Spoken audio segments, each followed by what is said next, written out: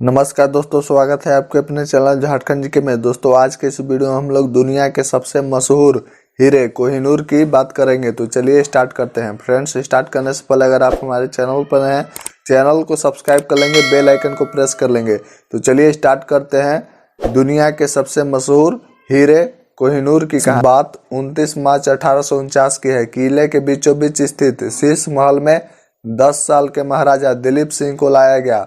उस बालक के पिता महाराजा रंजीत सिंह एक दशक पहले ही दिवंगत हो चुके थे। उनकी मां रानी जिंदल कौर को कुछ समय पहले जबरदस्ती शहर के बाहर एक दूसरे महल में भेज दिया गया था। दिलीप सिंह के चारों ओर लाल कोट और हैट पहने अंग्रेजों ने घेरा बनाए हुए था। थोड़ी देर बाद एक सार्वजनिक समारोह में उन्होंने अपने दरबार के बच्चे खुच्चे सरदारों के सामने उस दस्तावेज पर दस्तखत कर दिया जिसका अंग्रेज सरकार बरसों से इंतजार कर रही थी। कुछ ही मिनटों में लाहौर किले पर सिख खालसा का झंडा नीचे उतारा गया और उसकी जगह ईस्ट इंडिया कंपनी का धारियों वाला झंडा लहराने लगा। इसके साथ ही सिख साम्राज्य पर न सिर्फ ईस्ट इंडिया कंपनी का प्रभुत्व हो गया बल्कि दुनिया का सबसे मशहूर हीरा कोहिनूर भी उनके कब्जे में आ गया। फिर क्या था दोस्तों, मुर्गी के छोटे अंडे के बराबर था वह हीरा। कोहिनूर के बारे में कहा जाता है कि इसे संभवतः तुर्की ने किसी दक्षिण भारतीय मंदिर में एक मूर्ति की आंख से निकाला था। Kohinoor the story of the world most infamous diamond पुस्तक के लेखक विलियम डेलरेपल कहते हैं कि कोहिनूर का पहला आधिकारिक जिक्र 1750 ईस्वी में फारसी इतिहासकार मोहम्मद मारवी के नादिर शाह के भारत के वर्णन में मिलता है। मारवी लिखते हैं कि उन्होंने अपनी आंख से कोहिनूर को देखा था। वे उस समय तख्ते ताउस के ऊपरी हिस्से में जड़ा हुआ था जिसे नादिर शाह दिल्ली से लूटकर ईरान ले गया था। कोहिनूर मुर्गी के छोटे अंडे के बराबर था जिसके बारे में कहा जाता है कि उसे बेचकर पूरी दुनिया के लोगों को 2.5 दिन तक खाना खिलाया जा सकता है। फिर क्या था दोस्तों, तख्ते ताउस को बनाने में ताजमहल से दुगना धन लगा था। बाद में कोहिनूर को तख्ते ताउस से निकाला गया और नादिर शाह ने इसे अपनी बाह में बांध लिया। फिर क्या था, नादिर शाह ने दिल्ली में करवाया कत्लेआम। दोस्तों, नादिर शाह ने करनाल के पास अपने 1.5 लाख सैनिकों की बदौलत मुगल बादशाह मोहम्मद शाह रंगीला की 10 लाख लोगों की सेना को हराया था। दिल्ली पहुंचने पर नादिर शाह ने ऐसा कत्लेआम कराया जिसका उदाहरण इतिहास में बहुत कम मिलता है। फ्रेंड्स, मशहूर इतिहासकार सर एच एलियट और डॉन जोन्स ने अपनी पुस्तक the history of India as told by its own historians में लिखते हैं कि जैसे ही नादिर शाह के 40,000 सैनिक दिल्ली में घुसे, अनाज के दाम आसमान पर चले गए। जब नादिर शाह के सैनिकों ने मोल भाव करना चाहा तो उसमें और दुकानदारों में झड़प शुरू हो गई और कई लोगों को सैनिकों ने मारकर हमला कर दिया। दोपहर तक 900 फारसी सैनिक मारे जा चुके थे। तब नादिर शाह ने दिल्ली की आबादी के कत्लेआम का आदेश दिया। कत्लेआम सुबह 9 बजे शुरू हुआ। सबसे ज्यादा लोग लाल किला, जामा मस्जिद और दरीबा और चांदनी चौक के आसपास मारे गए। कुल मिलाकर 30,000 लोगों का कत्ल हुआ। एक और इतिहासकार विलियम फ्लोर की अपनी किताब new facts of the Nadir Shah Indian campaign में लिखते हैं कि मोहम्मद शाह के सेनापति निजाम मुल्क बिना पगड़ी के नादिर शाह के सामने गए और उनके दोनों हाथ पीछे की तरफ थे, उनकी पगड़ी से बंधे हुए थे। उन्होंने अपने सामने घुटनों के बल बैठकर कहा कि दिल्ली के लोगों से बदला लेने के बजाय वे उनसे अपना बदला ले। नादिर शाह ने इस शर्त पर कत्लेआम रुकवाया कि वे उनके दिल्ली छुड़वाने से पहले उनको 100 करोड़ रुपए देंगे। अगले कुछ दिनों तक निजाम मुल्क ने अपनी ही राजधानी को लूटकर वो धन चुकाया। संक्षेप में एक क्षण में 348 सालों से मुगलों की जमा की हुई दौलत का मालिक कोई दूसरा हो गया। फिर क्या था, नादिर शाह का पगड़ी बदलकर कोहिनूर हथियाने का प्लान चला। विलियम डॉलरेम्पल और अनीता आनंद ने कोहिनूर का इतिहास खंगालने में बहुत बड़ी मेहनत की।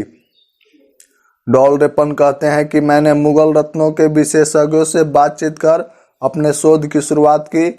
उनमें से अधिकतर की राय थी कि कोहिनूर के इतिहास के बारे में जो आम बातें प्रचलित है वह सही नहीं है। नादिर शाह के पास जाने के बाद ही कोहिनूर पर पहली बार लोगों ने ध्यान दिया था। थियो मेडकॉफ लिखते हैं कि दरबार की एक नर्तकी नूरबाई ने नादिर शाह से मुखबरी की थी कि मोहम्मद शाह ने अपनी पगड़ी में कोहिनूर को छिपा रखा है। फिर क्या था, नादिर शाह ने यह सुनकर मोहम्मद शाह को कहा कि आइए दोस्ती की खातिर हम अपनी पगड़ियां आपस में बदल लें। इस पर कोहिनूर नादिर शाह के हाथ में आया। जब उसने पहली बार कोहिनूर को देखा तो देखते ही रह गया। उसी ने ही इसका नाम कोहिनूर यानी कि रोशनी का पहाड़ रखा था। फिर क्या था दोस्तों, दिल्ली की लूट अफगानिस्तान ले जाने का बहुत दिलचस्प बयान फारसी इतिहासकार मोहम्मद काजिम मारवी ने अपनी पुस्तक आला मारा ए नादरी में लिखा है। मारवी लिखते हैं कि इतिहास में 57 दिनों तक रहने के बाद 16 मई 1739 को नादिर शाह ने अपने देश का रुख किया। अपने साथ वो पीढ़ियों से जुटाई गई मुगलों की सारी दौलत ले गया। उसकी सबसे बड़ी लूट थी तख्ते ताउस, जिसमें कोहिनूर और तैमूर की रूबी जड़ी हुई थी। लूटे गए सारे खजाने को 700 हाथियों, 400 ऊंट और 17,000 घोड़े पर लाद कर ईरान के लिए रवाना किया गया। फिर क्या था, जब पूरी सेना चेनाब के पुल से गुजर रही थी तो हर सैनिक की तलाशी ली गई। कई सिपाहियों ने हीरे जवाहरात जब्त किए जाने के डर से उन्हें जमीन में गाड़ दिया।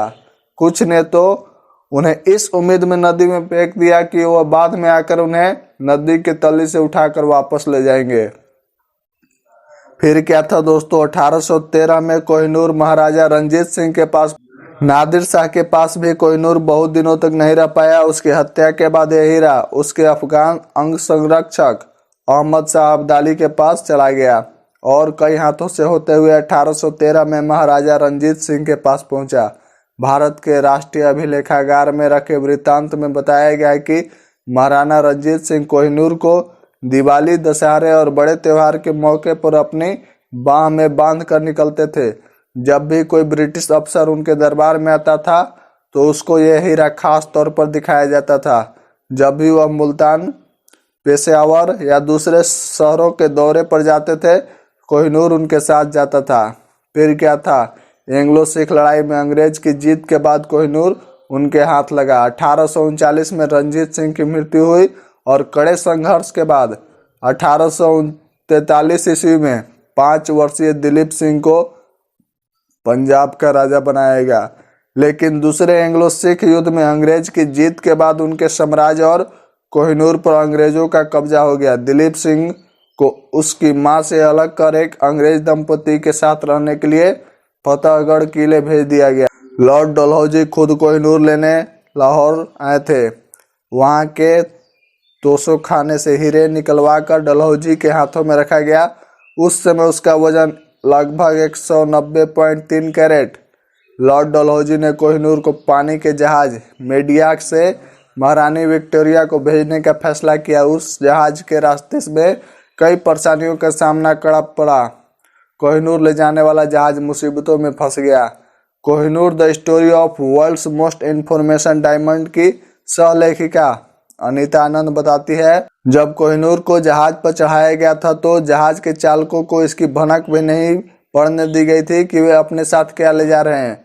मीडिया नाम के इस जहाज के इंग्लैंड रवाना होने के 2 हफ्ते तक कोई समस्या नहीं आई, लेकिन फिर कुछ लोग बीमार हो गए और जहाज पर हैजा फैल गया। जहाज के कप्तान ने चालकों से कहा कि चिंता की कोई बात नहीं है, क्योंकि मॉरिशस आने वाला है। वहाँ हमें दवाई और खाना मिलेगा और सब कुछ ठीक हो जाएगा।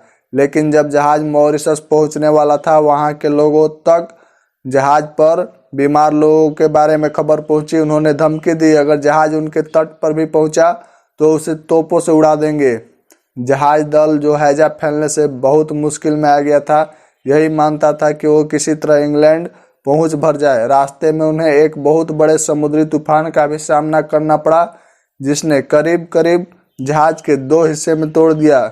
जब वो इंग्लैंड पहुंचे तब जाकर पता चला कि अपने साथ कोहिनूर ला रहे हैं। शायद इसी वजह से उन्हें इतनी मुसीबतों का सामना करना पड़ा। और फिर क्या था, लंदन में कोहिनूर का भव्य स्वागत हुआ। दोस्तों, जब कोहिनूर लंदन पहुंचा तो उसे क्रिस्टल पैलेस में इंग्लैंड की जनता के सामने प्रस्तुत किया गया। विलियम डालरेम्पेल कहते हैं कि कोहिनूर को ब्रिटेन ले जाने के 3 साल बाद इसकी वहां नुमाइश की गई।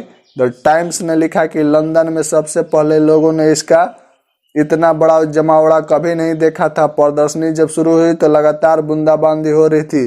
जब लोग प्रदर्शनी के द्वार पर पहुंचे तो लोगों को अंदर घुसने के लिए घंटों लाइन लगानी पड़ी। यह हीरा पूरब में ब्रिटिश शासन की ताकत का प्रतीक बन गया था।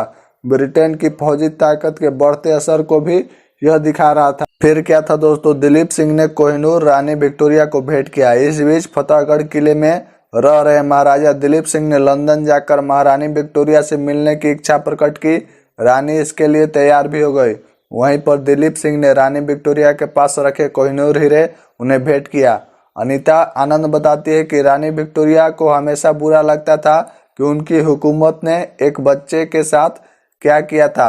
वो दिलीप सिंह को दिल से चाहती थी, इसलिए उन्हें उनके साथ किए गए व्यवहार पर दुख था। हालांकि कोहिनूर उनके पास 2 साल पहले पहुंच चुका था, लेकिन उन्होंने इसे सार्वजनिक तौर पर अभी तक नहीं पहना था। उन्हें लगता था कि अगर दिलीप ने इसे देखा तो इसके बारे में क्या सोचेंगे। उस जमाने में एक मशहूर चित्रकार हुआ करता था जिसका नाम था फ्रॉज जेवर विंटरहोल्टर। रानी ने उनसे दिलीप सिंह का एक चित्र बनाने के लिए कहा था जिसे वह अपने महल में लगाना चाहते थे। जब दिलीप सिंह बकिंघम पैलेस के व्हाइट ड्राइंग रूम में मंच पर खड़े हुए अपना चित्र बना रहे थे तो रानी ने एक सैनिक को बुलाकर एक बक्सा लाने को कहा जिसमें कोहिनूर रखा हुआ था। उन्होंने दिलीप सिंह से कहा कि मैं आपको एक चीज दिखाना चाहता हूँ। दिलीप सिंह ने कोहिनूर को देखते हुए अपने हाथों में उठा लिया और उसे उन्होंने खिड़की के पास ले जाकर धूप में देखा। तब तक उस कोहिनूर की शक्ल बदल चुकी थी और उसे काटा जा चुका था।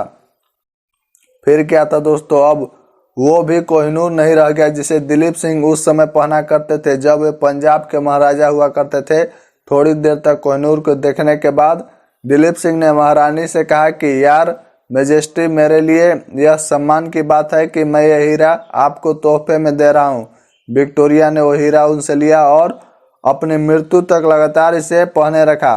फिर क्या था दोस्तों, दिलीप सिंह ने अपनी मां से मिलने भारत पहुंचे। विक्टोरिया के बहुत प्रिय होने के बावजूद कुछ सालों बाद दिलीप सिंह ने इच्छा प्रकट की कि वे अपनी असली मां जिंदन कौर से मिलने भारत जाना चाहते हैं। ब्रिटिश सरकार ने उन्हें भारत जाने की अनुमति दे दी। जिंदन तब नेपाल में रह रही थी। उन्होंने अपने बेटे से मिलने कोलकाता लाया गया।